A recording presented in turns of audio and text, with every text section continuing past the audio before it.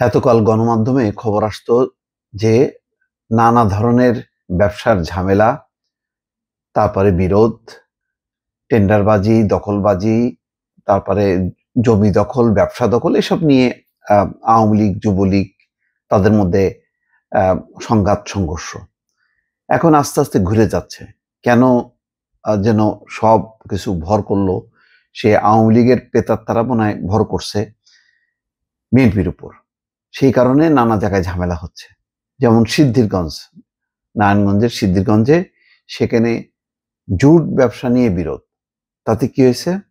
গতকালকে রাতে এই সংঘর্ষে গোলাগুলি হয়েছে, মারামারি হয়েছে, 10টা বাইকে আগুন ধরিয়ে পুড়িয়ে দেওয়া হয়েছে। বুঝেন সে অবস্থা। এইসব গোলযোগের কোনো আদর্শিক কোনো তাৎপর্য নেই, কিন্তু এর ব্যাপকতা আছে। পুরো সিদ্ধিরগঞ্জের মানুষ জানলো বিএনপির দুই গ্রুপের মধ্যে লড়াই জুট ব্যবসার নিয়ন্ত্রণ নিয়ে। সেই লড়াইয়ে গোলাগুলি হয়েছে, সংঘর্ষ হয়েছে, 20 জন আহত হয়েছে, 10টা মোটরসাইকেল পুড়াই দেওয়া হয়েছে এবং ভাঙচুর হয়েছে কমপক্ষে 12টা ব্যবসা প্রতিষ্ঠান। দর্শক, গণমাধ্যমের মেইন স্ট্রিম পত্রিকায় এই খবরগুলি আসছে।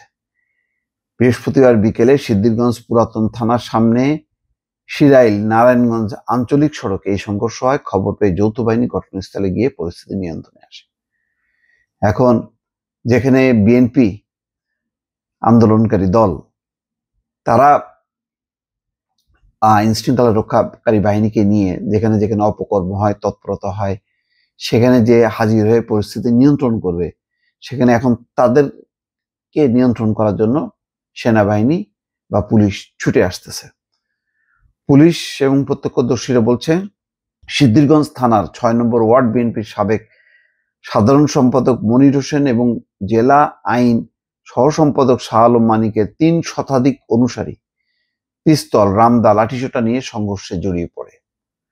প্রায় 2 ঘন্টা ধাওয়া পাল্টা ধাওয়ায় আদমদী সড়কে বন্ধ ছিল যানবাহন। মানে এই যে তাদের সংঘর্ষে আদমদী সড়কে যানবাহন যে বন্ধ হয়ে গেল, এই যে এই ঘটনাটা, এদের ভিতরে একটু ভয় পায় না যে দল তাদেরকে অ্যাকশন নিতে পারে, আইন শৃঙ্খলা রক্ষাকারী বাহিনী তাদেরকে আটক করতে পারে? না, কোনো ভয় ডর কিচ্ছু তাদের মধ্যে নেই।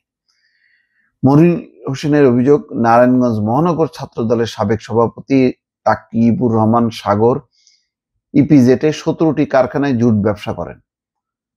তার পক্ষে সিদ্ধিরগঞ্জ থানা যুবলীগের আহ্বায়ক এবং সিটি কর্পোরেশনের 6 নম্বর ওয়ার্ডের সাবেক কাউন্সিলর মতিউর রহমান মতি এবং যুবলীগের পানি ডাক্তার একচেটিয়া ব্যবসা নিয়ন্ত্রণ করেন।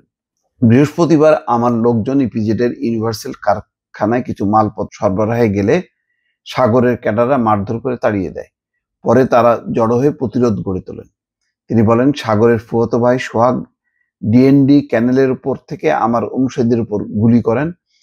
তারা 14-15 জন সমর্থককে কুপিয়ে এবং পিটিয়ে জখম করেন। পরে আমাদের ব্যবসা প্রতিষ্ঠানে লুটপাট করেন। তো যাই হোক, এই যে ঘটনাগুলো, এগুলি কোথায়, এর প্রভাব কি, ওই অঞ্চলে মানুষ কিভাবে দেখছে? কয়েকদিন আগেই তো তারা এই আওয়ামী লীগের অত্যাচার নির্যাতন থেকে বাঁচার জন্য আন্দোলন করলো, তাই না? সিদ্ধিরগঞ্জে কি আন্দোলন হয়নি? নারায়ণগঞ্জে হয়েছে তো। এখন কি দাঁড়ালো? ফলাফলটা কি দাঁড়ালো? মানে এক লুটেরার বদলে আর এক লুটেরা, এটাই কি পরিবর্তনের জন্য মানুষ মুখায় ছিল? দর্শক, ভালো থাকবেন। আল্লাহ হাফেজ।